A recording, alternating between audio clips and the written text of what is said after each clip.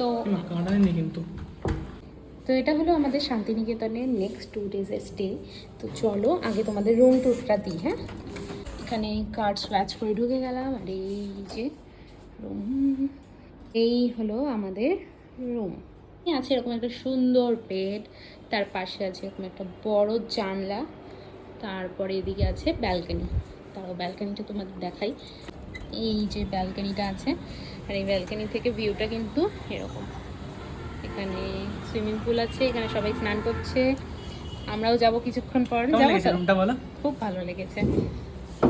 এখানে আছে একটা টিভি, এখানে আছে দুটো চেয়ার, তার সাথে ইলেকট্রিক কেটেল আছে, কাপ আছে, গ্লাস আছে, এখানে বিস্কিট, কফি স্যাচে, তারপর সুগার আছে, এটা কি দার্জিলিং ব্ল্যাক টিও রয়েছে। আর এখানে আছে একটা ওয়ার্ড্রপটা বেশ বড়, এখানে জামা কাপড় সব আরামসে ধরে যাবে, অনেক বড় আছে। আর এখানে একটা মিনি ফ্রিজও রয়েছে, একটা মিনি ফ্রিজ রয়েছে।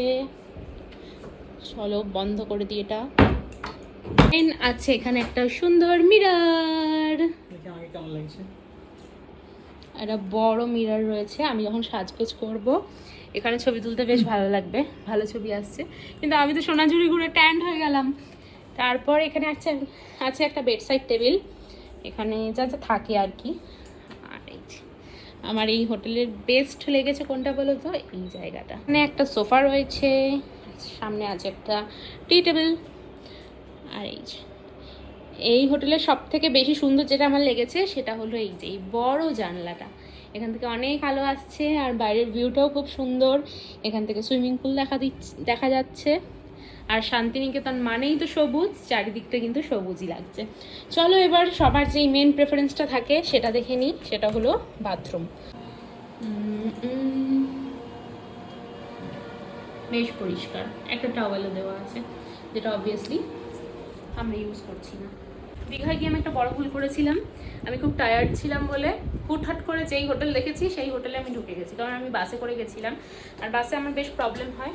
তো শরীরটা একটু খারাপ ছিল বলে আমি যেই হোটেল ফার্স্টে দেখেছি সেখানেই আমি ঢুকে গেছি। বাট এবারে আর সেই ভুল আমাকে আমার বর করতে দেয়নি, ও বাড়ি থেকেই হোটেল বুক করে এসেছিলো, তাই জন্য এত সুন্দর একটা হোটেল আমরা পেয়েছি। Okay bye.